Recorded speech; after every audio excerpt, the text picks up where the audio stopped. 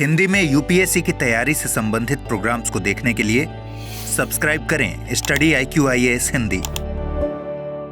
नमस्कार दोस्तों, स्वागत है आप लोगों का। उम्मीद है कि आप लोग बहुत अच्छे होंगे, आपकी तैयारी बहुत अच्छी चल रही होगी। आप लोगों ने अक्सर जब सिविल सर्विसेज की तैयारी करते हैं तो कुछ नाम जरूर सुने होंगे। इनमें एक नाम आता है TN सेशन का।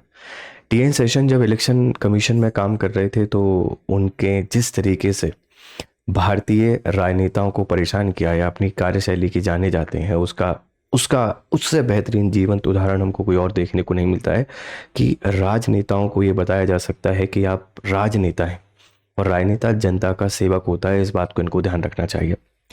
TN सेशन के बाद एक दूसरा नाम हम अक्सर सुनते हैं तो वो आपने खेमका जी का सुना होगा। IAS हैं अशोक खेमका। अपने जीवन में इतने सारे ट्रांसफ़र के लिए जाने जाते हैं, ढेर सारे ट्रांसफ़र उनके हुए हैं और ट्रांसफ़र क्यों हुए हैं इसके पीछे का कारण भी आपको पता है।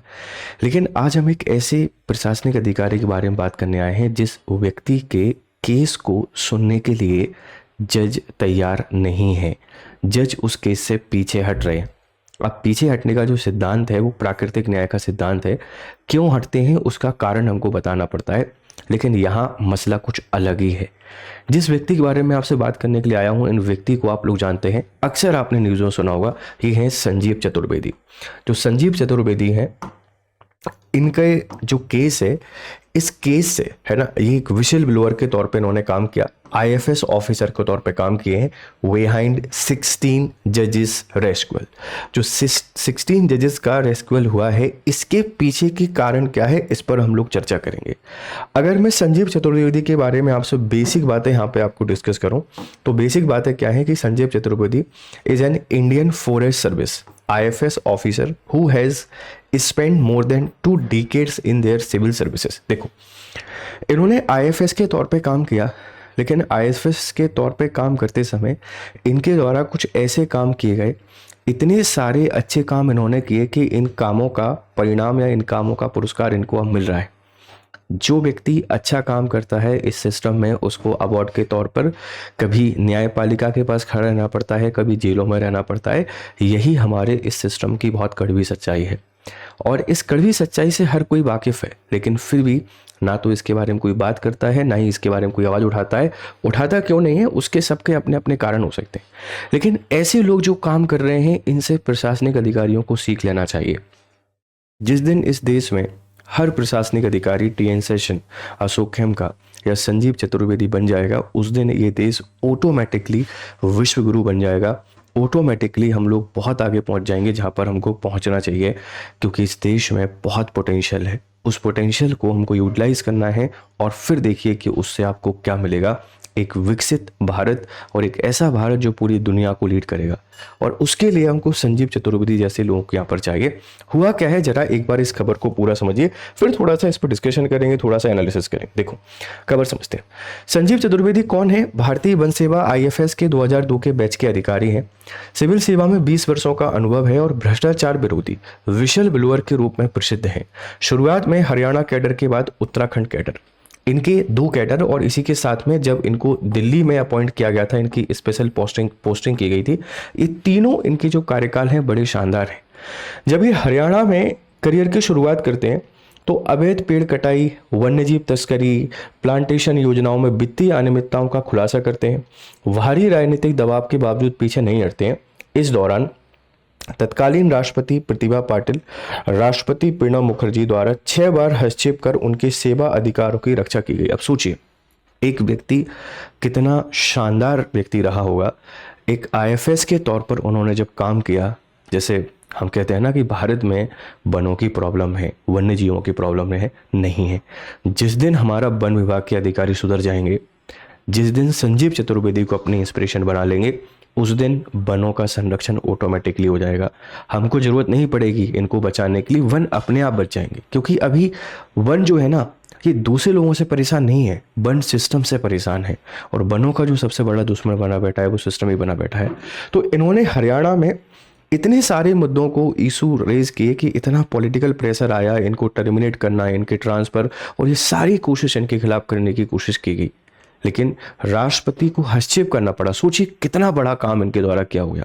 तो हरियाणा में जैसे ही करियर की शुरुआत की, भाई इन्होंने विस्फोट करना शुरू कर दिया। उसके बाद जैसे ही आगे बढ़ते हैं, इनको एम्स दिल्ली में सीबीओ के रूप में अपॉइंट किया जाता है ना, चीफ विजिलेंस ऑफिसर के तौर पर अपॉइंट किया जाता है। तो अखिल भारतीय आयुर्विज्ञान संस्थान एम्स में ये चीफ विजिलेंस ऑफिसर बन गए। सोचिए, अभी तो प्रशासनिक अधिकारी थे, अब इनको सीबीओ बना दिया है, क्या हाल होगी। उच्च स्तर के भ्रष्टाचार के मामलों को उजागर किया, यहीं से भी राष्ट्रीय स्तर पर विसिल ब्लोअर के रूप में पहचाने गए। अच्छा, विसिल ब्लोअर क्या होता है, इस बात को ध्यान रखिए कि ऐसा व्यक्ति जो सिस्टम में होने वाले भ्रष्टाचार की जानकारी उजागर करता है। जैसे आप मान लीजिए आपको लग रहा है कि कहीं पे भ्रष्टाचार हो रहा है और आप उसकी जानकारी सीबीसी और इनको प्रोवाइड कराते हैं, लोकपाल को प्रोवाइड कराते हैं, तो आपको विसिल ब्लोअर के तौर पर जाना जाएगा। विसिल ब्लोअर मतलब एक ऐसा व्यक्ति जिसने इस घटना को उजागर किया या उस घटना की तरफ ध्यान आकर्षित किया। जब इनको सीबीओ ही बना दिया है, चीफ विजिलेंस ऑफिसर बना दिया है, तो इनका काम तो यही है।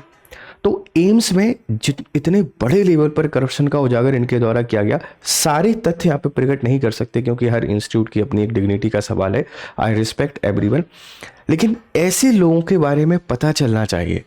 आप स्टार्स को अपनी इंस्पिरेशन बनाते हैं, आप नेताओं की अपनी इंस्पिरेशन बनाते हैं, सोशल मीडिया पे राउडी स्टाइल में एंट्री करने वाले सिविल सर्वेंट को अपनी इंस्पिरेशन बनाते हैं, जो इंस्टाग्राम पे रील्स डाल रहे हैं उनको इंस्पिरेशन बनाते हैं। Make inspiration like these people, like हमारी संजीव चतुर्वेदी IFS। हरियाणा सरकार के नाक में दम कर रखा था, दिल्ली में सीबीओ के तौर पर इनको अपॉइंट किया गया। एम्स जो है, इस एम्स में जो व्याप्त भ्रष्टाचार था, अपने सीनियर जो ऑफिसर्स थे उन सीनियर ऑफिसर्स के खिलाफ इन्होंने फाइल तैयार कर दी। आपको पता है कि सीनियर ऑफिसर के खिलाफ जब फाइल तैयार की जाती है तो क्या परिणाम निकलते हैं, लेकिन इनके हौसले यहाँ पस्त नहीं होते हैं, ये अपने प्रयास हमेशा जारी रखते हैं। फिर इनको उत्तराखंड कैडर में योगदान दिया, हिमालय जैव विविधता संरक्षण, जलवायु परिवर्तन अध्ययन में AI का प्रयोग, मसूरी वन प्रभाग में अतिक्रमण घोटाले का पर्दाफाश, पारदर्शिता और पर्यावरण संरक्षण पर विशेष जोर। सोचिए व्यक्ति मतलब कितना एथिकल वैल्यूज वाला होगा, जब ये सुबह उठते होंगे तो कितना प्राउड फील होता होगा। हम छोटा सा अच्छा सा काम कर लेते हैं, किसी व्यक्ति को 2 रोटी खिला देते हैं या किसी को 2 रुपए दान कर देते हैं, हमको किसी भगवान होने वाली फीलिंग आती है। लेकिन ये व्यक्ति सरकारी सेवक है, ये चाहे तो कुछ भी कर सकते हैं, राजनेताओं से हाथ मिला सकते हैं, सब कर सकते हैं, लेकिन नहीं मिला रहे हैं, परेशान हो रहे हैं, ट्रांसफ़र पे ट्रांसफ़र हो रहा है, पॉलिटिकल प्रेशर आ रहा है, टर्मिनेशन की नौबत आ रही है, लेकिन फिर भी अपने कर्तव्यों का निर्वहन पूरी निष्ठा के साथ कर रहे हैं। जब भी आपको अकाउंटेबिलिटी, ट्रांसपेरेंसी, डेडिकेशन, इन सबको लिखना हो एथिक्स में, आप संजीव चतुर्वेदी के एग्जाम्पल के तौर पर लिख सकते हैं, आप इनको ले सकते हैं। तो हरियाणा से शुरुआत की, हरियाणा से शुरुआत करने के बाद फिर ये एम चले जाते हैं, उत्तराखंड चले जाते हैं और इनको सिविल सेवा में बेहतर काम करने के लिए पुरस्कार भी दिया जाता है, इनको अवार्ड भी दिया जाता है। और वही व्यक्ति आज परेशानी झेल रहा है और उनके ऊपर कोर्ट केसेस चल रहे हैं, लेकिन इनकी सुनवाई करने के लिए कोई जज तैयार नहीं है, कोई जज तैयार ही नहीं है, इस बात को ध्यान रखना। न्यायिक विवाद और ऐतिहासिक घटनाक्रम क्या है? 16 जजों का एक ही व्यक्ति के मामले में अलग होना रेस्क्यूअल। देखो, अब मैं इसको आपको समझाने की कोशिश करता हूँ। क्या है कि जैसे आपने सुना होगा प्राकृतिक न्याय, और प्राकृतिक न्याय आपको क्या सिखाता है? प्राकृतिक न्याय कि भैया अगर आपसे संबंधित कोई मसला है तो वहाँ आपको न्यायाधीश नहीं होना चाहिए। जैसे मान लो मेरे ऊपर चोरी के आरोप लगे और मैं ही अगर जज बन के बैठ गया हूँ तो मैं अपने आप को सजा दूंगा क्या? नहीं दूंगा। यहाँ मुझे अपने आप को अलग कर लेना चाहिए। जैसे जब भी जजेस के ऊपर कोई केसेस आते हैं, उन पर कोई आरोप लगते हैं, तो उस पीठ का प्रमुख वो नहीं बनते, किसी और को बना देते, क्योंकि कॉन्फ्लिक्ट ऑफ इंटरेस्ट उसमें आ जाता है। तो रेस्क्यूअल का मतलब क्या है कि जज अपने आप को दूर कर सकते हैं न्यायिक प्रक्रिया से। लेकिन रेस्क्यूअल की एक प्रोसेस है। प्रोसेस क्या है कि आपको कारण बताना पड़ता है। कारण, अब भैया इसके पीछे का रीजन बताओ कि क्यों आप अपने आप को अलग कर रहे हो। मतलब अलग करने के पीछे कोई तो वजह हुई ना, तभी अलग कर रहे हो, नहीं तो नहीं कर रहे होते। लेकिन यहां बड़ी उल्टी घटना घटित हुई है। उल्टी घटना क्या घटित हुई है कि कोई भी जो जज है, कोई भी जज ये मतलब ये कारण बताने को तैयारी नहीं है कि वो क्यों इस केस में इन्वॉल्व नहीं हो रहे हैं। और यहाँ पर एक नाम नहीं है, यह बहुत बड़े बड़े नाम आपको यहाँ पर देखने को मिलेंगे, जैसे जस्टिस रविंद्र मैठाणी, जस्टिस राकेश थपियालत, इसके बाद मुख्य न्यायाधीश जी नरेंद्र, है ना, और नई डिवीजन बेंच के बहुत सारे लोग हैं, एक नाम नहीं है, बहुत सारे लोग हैं जो इनके सुनवाई नहीं करना चाहते। सुनवाई नहीं करना चाहते। न्यायपालिका की कौन सी मजबूरी है? ऐसी क्या मजबूरी है? जब भी मैं आपसे बेटा यहाँ पे मजबूरी की बात करता हूँ तो मजबूरी के नाम पे आपको एक ही बात देखने को मिलेगा कि क्यों ये इससे दूर भाग रहे हैं। दूर इसलिए भाग रहे हैं क्योंकि संजीव चतुर्वेदी ने जो काम किया है, IFS सर संजीव चतुर्वेदी जी ने जो काम किया है वो इतना बड़ा काम है जो कोई नहीं करता है। भ्रष्टाचार के आरोप किसके ऊपर हैं? मिनिस्टर्स के ऊपर, पॉलिटिशियंस के ऊपर। भ्रष्टाचार के आरोप किसके ऊपर हैं? बड़े बड़े सीनियर जो ब्यूरोक्रेट हैं उनके ऊपर। भ्रष्टाचार के आरोप किसके ऊपर हैं? एम्स के जो सीनियर डॉक्टर्स हैं उनके ऊपर। आप सोचिए, अगर इस केस की सुनवाई पूरे तरीके से होती है, सही तरीके से होती है, ईमानदारी से होती है और ये सारी की सारी खबरें ये बिल्कुल निष्पक्ष तरीके से इन पर कार्रवाई होती है, तो क्या स्थिति होगी सिस्टम का? एक कौन सा हिस्सा सिस्टम का हमारे सामने आएगा? मैं ये नहीं कह रहा हूँ कि यहाँ पे हर कोई गलत है, नहीं। इस देश में बहुत सारे प्रशासनिक अधिकारी हैं जो बहुत अच्छा काम कर रहे हैं, लेकिन वो प्रशासनिक अधिकारी जो अच्छा काम कर रहे हैं और अच्छा कर सकते हैं, उनको डराया धमकाया जाता है परिवार के नाम पर, बच्चों के नाम पर, फैमिली के नाम पर, पार्टनर के नाम पर, और उस दबाव में, उस प्रेशर में आके उनसे कुछ ऐसे काम कराए जाते हैं शायद वो नहीं कर सकते। और एक चीज़ ये भी हमको यहाँ पे समझ में आनी चाहिए कि इस देश में कितनी पोटेंशियल होगी। आप सोचिए, हम वनों को नहीं छोड़ रहे हैं, हम वाइल्ड लाइफ को बचाने के लिए इतने सारे प्रयास करते हैं, पर उनकी ही तस्करी हो रही है। हर जगह जो चीज़ें बेहतर होनी चाहिए वैसी नहीं हो रही हैं, और इसमें हर कोई इन्वॉल्व है। ये घटना तो यही बताती है ना, एक व्यक्ति तो नहीं है।